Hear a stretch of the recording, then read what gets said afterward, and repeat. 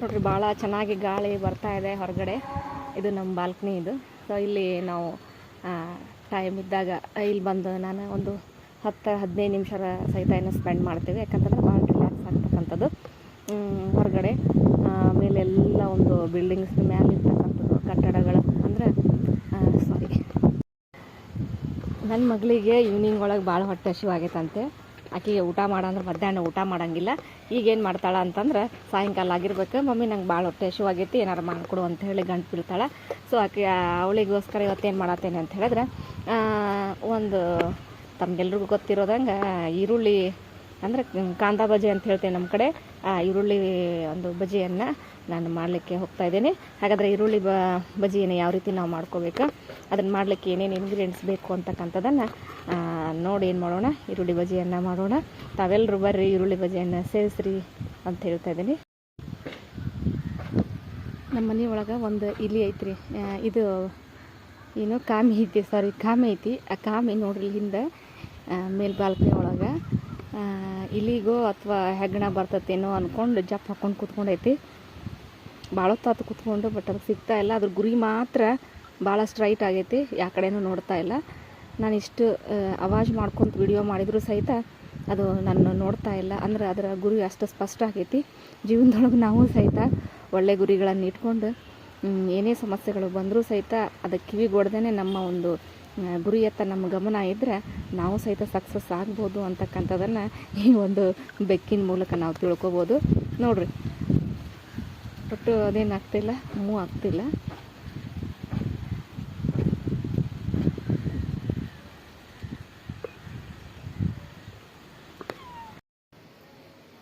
ಇಲ್ಲಿ ನೋಡಿ, ಈ ಈರುಳ್ಳಿ ಪಕೋಡ ಮಾಡಲಿಕ್ಕೆ ಭಾಳ ತೆಳುವಾಗಿ ಹೆಚ್ಚಿಟ್ಟಿರ್ತಕ್ಕಂಥ ಈರುಳ್ಳಿ, ಆಮೇಲೆ ಕಡಲೆ ಹಿಟ್ಟು, ಸೋಡಾ ಅಂದರೆ ಬೇಕಿಂಗ್ ಪೌಡ್ರ್ ತೊಗೋತಾ ಇದ್ದೀನಿ. ನೆಕ್ಸ್ಟು ಜೀರಿಗೆ, ಖಾರದ ಪೌಡ್ರು, ಸ್ವಲ್ಪ ಸಕ್ಕರೆ, ಆಮೇಲೆ ಉಪ್ಪು, ಆಮೇಲೆ ಕಾಳು, ಇವೆಲ್ಲವನ್ನು ನಾವೇನು ಮಾಡಬೇಕು ಅಂತ ಹೇಳಿದ್ರೆ ರೆಡಿ ಮಾಡಿಟ್ಕೊಂಡು ಈ ಒಂದು ಪಕೋಡ ಮಾಡಲಿಕ್ಕೆ ಹಿಟ್ಟನ್ನು ಯಾವ ರೀತಿ ಕಲಿಸೋದನ್ನು ಅದನ್ನು ನೋಡ್ಕೊಂಡು ಬರೋಣ ಬನ್ನಿ. ಈಗ ಒಂದು ಬೌಲ್ ತೊಗೊಳೋಣ. ಈ ಬೌಲಿಗೆ ಮೊದಲೇನು ಮಾಡಬೇಕು, ಈರುಳ್ಳಿಯನ್ನು ಹಾಕ್ತಕ್ಕಂಥದ್ದು. ನೋಡಿ, ಈ ಈರುಳ್ಳಿಗೆ ಏನು ಮಾಡಬೇಕು, ಈ ಎಲ್ಲ ಸಾಮಗ್ರಿಗಳನ್ನು ನಾವು ಹಾಕ್ಕೋಬೇಕು. ಜೀರಿಗೆ, ಆಮೇಲೆ ಕಾಳು. ನೋಡಿರಿ, ಕಾಳು ಹಾಕೋದ್ರಿಂದ ನಮ್ಗೆ ಡೈಜೆಷನ್ನಿಗೆ ಏನು ಪ್ರಾಬ್ಲಮ್ ಆಗೋದಿಲ್ಲ, ತುಂಬ ಚೆನ್ನಾಗಿ ಡೈಜೆಷನ್ ಆಗ್ತೈತಿ. ಅದಕ್ಕಾಗಿ ಕಾಳನ್ನು ನಾವು ಹಾಕ್ತೀವಿ. ನೆಕ್ಸ್ಟು ರುಚಿಗೆ ತಕ್ಕಷ್ಟು ಉಪ್ಪು, ನೆಕ್ಸ್ಟ್ ಸ್ವಲ್ಪ ಸಕ್ಕರೆಯನ್ನು ನಾನು ಆ್ಯಡ್ ಮಾಡ್ತೇನೆ, ಟೇಸ್ಟ್ ಕೊಡ್ತಕ್ಕಂಥದ್ದು ಅದಕ್ಕಾಗಿ. ನೆಕ್ಸ್ಟು ಅಚ್ಚದ ಖಾರದ ಪುಡಿ ಸ್ವಲ್ಪ ಖಾರ ಜಾಸ್ತಿ ಬೇಕಂದ್ರೆ ಹಾಕ್ಕೋಬೋದು, ಇಲ್ಲಾಂದ್ರೆ ಸ್ವಲ್ಪ. ನೆಕ್ಸ್ಟು ಬೇಕಿಂಗ್ ಸೋಡಾವನ್ನು ನಾವು ಹಾಕ್ಕೋಬೋದು, ಸ್ವಲ್ಪ ಹಾಕ್ಕೊಳ್ಳೋಣ. ಈಗ ಏನು ಮಾಡೋಣ ಅಂದರೆ ಚೆನ್ನಾಗಿ ಇದನ್ನು ಕಲಿಸ್ಕೊಂಬಿಡೋಣ. ಫಸ್ಟಿಗೆ ವಿತೌಟ್ ಹಿಟ್ಟು ಅಂದರೆ ಹಿಟ್ಟು ಹಾಕದೆ ಏನು ಮಾಡೋಣ, ನಾವು ವಿತೌಟ್ ಫ್ಲೋರ್ ಹಿಟ್ಟು ಹಾಕದೇನೆ ಏನು ಮಾಡೋಣ, ಫಸ್ಟಿಗೆ ಚೆನ್ನಾಗಿ ಇದನ್ನು ಏನು ಮಾಡೋಣ, ಎಲ್ಲ ಸಾಮಗ್ರಿ ಜೊತೆಗೆ ಚೆನ್ನಾಗಿ ಕಲಿಸ್ಕೋಬೇಕು. ಆ ಈರುಳ್ಳಿಗೆಲ್ಲ ಅದೇನಾಗಬೇಕು ಅಂತ ಆದರೆ ಹಾಕಿರ್ತಕ್ಕಂಥ ಎಲ್ಲ ಮಸಾಲೆಗಳು ಕೂಡ್ಕೋಬೇಕು. ಈಗ ನೋಡಿರಿ, ನೀರನ್ನು ಆ್ಯಡ್ ಮಾಡಬೇಡ್ರಿ, ಸ್ವಲ್ಪ ಏನು ಮಾಡಬೇಕು, ಹಿಟ್ಟನ್ನು ಕೂಡಿಸ್ಕೊಳ್ತಾ ಏನು ಮಾಡಬೇಕು, ಅದನ್ನು ನಾವು ಕಲಿಸ್ಕೋಬೇಕು. ಅಂದರೆ ಈ ಕಾಂದಾ ಬಜಿಗೆ ಏನಪ್ಪ ಅಂತಂದ್ರೆ ಒಂದು ತೆಳುವಾಗಿರ್ತಕ್ಕಂಥ ಕೋಟಿಂಗ್, ಈ ಒಂದು ಕಡಲೆ ಹಿಟ್ಟಿನ ಕೋಟಿಂಗ್ ಆದರೆ ಸಾಕು, ತುಂಬ ಚೆನ್ನಾಗಿ ಅವೇನಾಗ್ತಾವೆ ಅಂದ್ರೆ ಈ ಪಕೋಡ ಬರ್ತೈತಿ. ನೋಡಿರಿ, ನೀವು ಮಾರ್ಕೆಟಲ್ಲೆಲ್ಲ ಭಾಳ ಚೆನ್ನಾಗಿ ಪಕೋಡ ಮಾಡಿರ್ತಾರೆ. ಎಷ್ಟು ಚೆನ್ನಾಗಿರ್ತಾವೆ ಅಂತ ಹೇಳಿದ್ರೆ ಅದ್ರ ಸ್ಮೆಲ್ಲಿಗೆನ ಎಲ್ಲ ಐತಂತ ಹುಡುಕೊಂಡೋಗಿ ಪಕೋಡವನ್ನು ತಿನ್ನಬೇಕು. ಆ ರೀತಿ ಏನಾಗಿರ್ತಾವೆ ಪಕೋಡವನ್ನು ಮಾಡಿರ್ತಾರೆ. ಅಷ್ಟು ಚೆನ್ನಾಗಿ ಒಂದು ಪಕೋಡದ ಒಂದು ಘಮ ಬರ್ತಿರ್ತೈತಿ. ಈ ರೀತಿ ಒಟ್ಟು ನೀರು ಮಿಕ್ಸ್ ಮಾಡಬಾರ್ದು. ನೋಡಿರಿ, ನಾನು ಎಷ್ಟು ನೀರು ಹಾಕ್ಕೊಳ್ಳಿಲ್ಲ. ಅದೇನಾಗುತ್ತೆ ಅಂದರೆ ಈರುಳ್ಳಿ, ಉಪ್ಪು, ಆಮೇಲೆ ಸೋಡಾ ಇವೆಲ್ಲ ಹಾಕಿದ ತಕ್ಷಣ ನೀರನ್ನು ಬಿಟ್ಕೊಳ್ತೈತಿ. ಅದಕ್ಕಾಗಿ ನೀರನ್ನು ಒಟ್ಟು ಆ್ಯಡ್ ಮಾಡಬೇಡ್ರಿ. ನೋಡಿರಿ, ಇದಕ್ಕೆ ಹಿಟ್ಟು ಹಾಕ್ಕೊಂತ ಸ್ವಲ್ಪ ಏನು ಮಾಡಿರಿ, ಕಲಿಸ್ಕೊಂತ ಅದನ್ನು ರೆಡಿ ಮಾಡ್ಕೊರಿ. ನೋಡಿರಿ, ಈ ರೀತಿ ಏನಾಯಿತು ಅಂತಂದ್ರೆ ಪಕೋಡ ಅದಕ್ಕೆ ಬಂತಿದ್ದು. ಸೊ ಈ ರೀತಿ ಎಣ್ಣೆ ಆಗಿಬಿಟ್ಟ ತಕ್ಷಣ ನಮಗೆ ಗರಿಯಾಗಿ ಪಕೋಡ ಬರ್ತೈತಿ. ಹಾಗಾದರೆ ಎಣ್ಣೆಯಲ್ಲಿ ಬಿಟ್ಟು ಪಕೋಡ ಯಾವ ರೀತಿ ಬರ್ತೈತೆ ಅನ್ನೋದನ್ನು ನೋಡೋಣ.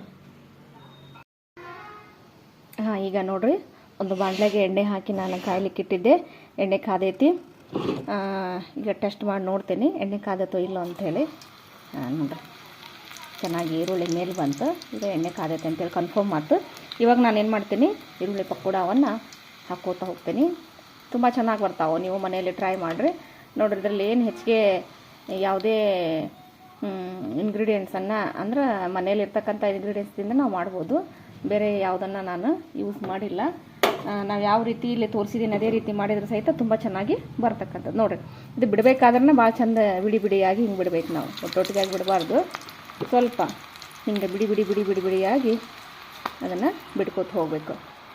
ಸೊ ಅವಾಗ ಹೆಂಗಾಗ್ತದೆ ಅಂದ್ರೆ ಈ ಫ್ಲವರ್ ಥರ ಏನಾಗ್ತದೆ ಅಂದ್ರೆ ತುಂಬ ಚಂದ ಪೆಟಲ್ಸ್ ಕತೆ ಅದೇನಾಗ್ತಿ ಇದು ಈರುಳ್ಳಿ ಬೋಂಡ ಬರ್ತಕ್ಕಂಥದ್ದು. ಭಾಳ ಟೇಸ್ಟ್ ಆಗಿರ್ತೈತಿ. ನೀವೆಲ್ಲ ಕಡೆ ತಿಂದಿರ್ಬೋದು. ತುಂಬ ಚೆನ್ನಾಗಿ ಬರ್ತೈತಿ. ಮನೇಲಿ ಒಮ್ಮೆ ಟ್ರೈ ಮಾಡಿರಿ. ರುಚಿ ಹೆಂಗೆ ಐತೆ ಅಂಥೇಳಿ ಕಮೆಂಟ್ ಮಾಡಿರಿ. ಸೇಮ್ ನಾನು ಹೆಂಗೆ ಮಾಡೇನಲ್ಲ ಅದೇ ರೀತಿ ಬರ್ತಕ್ಕಂಥದ್ದು. ಅದು ಗೋಲ್ಡನ್ ಕಲರ್ ಬರೋ ತನಕ ಏನು ಮಾಡಬೇಕು, ಅದನ್ನು ನಾವು ಬೇಯಿಸಬೇಕು. ಅಂದ್ರೆ ಅದು ಪೂರ ಕಂಪ್ಲೀಟಾಗಿ ಬೆಂದ ನಂತರ ಅದು ಗೊತ್ತಾಗ್ಬಿಡ್ತೈತಿ. ಅಂದರೆ ಬಬಲ್ಸ್ ಬರೋದು ನಿಂತು ಹೋಗ್ತೈತಿ. ಅವಾಗ ಅದು ಬೆಂದೈತೆ ಅಂಥೇಳಿ ನಮ್ಗೆ ಗೊತ್ತಾಗ್ತೈತಿ. ಕೆಲವೊಂದಿಷ್ಟು ಮಂದಿ ಏನು ಮಾಡ್ತಾರೆ ಅಂತೇಳಿದ್ರೆ ಹಾಕಿದ ತಕ್ಷಣ ಸ್ವಲ್ಪ ಆದ ತಕ್ಷಣ ಅದನ್ನ ಕೈಯಾಡಿಸ್ಲಿಕ್ಕೆ ಸ್ಟಾರ್ಟ್ ಮಾಡ್ತಾರೆ. ಸೊ ಹಾಗೆ ಮಾಡೋದ್ರಿಂದ ಏನಾಗ್ತೈತೆ ಅಂದ್ರೆ ಹಿಟ್ಟು ಒಂದು ಕಡೆ ಈರುಳ್ಳಿ ಒಂದು ಕಡೆ ಆಗೋ ಚಾನ್ಸಸ್ ಇರ್ತೈತಿ. ಅದಕ್ಕಾಗಿ ಹಾಕಿದ ತಕ್ಷಣ ಏನು ಮಾಡಬೇಕು, ಅದನ್ನು ಕದಡಲಿಕ್ಕೆ ಹೋಗಬಾರ್ದು. ಇವಾಗ ನೋಡಿರಿ ಬಬಲ್ಸ್ ಕಡಿಮೆ ಹಾಕೋತಾ ಬಂತು. ನೋಡಿರಿ ಬಬಲ್ಸ್ ಕಡಿಮೆ ಹಾಕೋತಾ ಬಂತು. ಈಗೇನಾಗೈತೆ ಅಂತ ಹೇಳಿದ್ರೆ ಒಂದು 90% ಏನಾಗೈತೆ ಅಂದ್ರೆ ಅದು ಈಗ ಡ್ರೈ ಆಗಿರ್ತೈತಿ. ಈಗೇನು ಮಾಡೋಣ ಅಂತ ಹೇಳಿದ್ರೆ ಅದನ್ನು ರಿಟರ್ನ್ ನಾವೇನು ಮಾಡೋಣ ಹಾಕೋಣ. ರಿಟರ್ನ್ ಹಾಕೋದ್ರಿಂದ ಮತ್ತೆ ಚೆನ್ನಾಗಿ ಏನಾಗುತ್ತೆ, ಕ್ರಿಸ್ಪಿಯಾಗಿ ಬರ್ತಕ್ಕಂಥದ್ದು. ನೋಡಿರಿ ಗೋಲ್ಡನ್ ಬ್ರೌನ್ ಬಂದೈತಿ. ಈಗೇನಾಗೈತಿ ಪರ್ಫೆಕ್ಟಾಗಿ ಬೆಂದಿರ್ತಕ್ಕಂಥದ್ದು.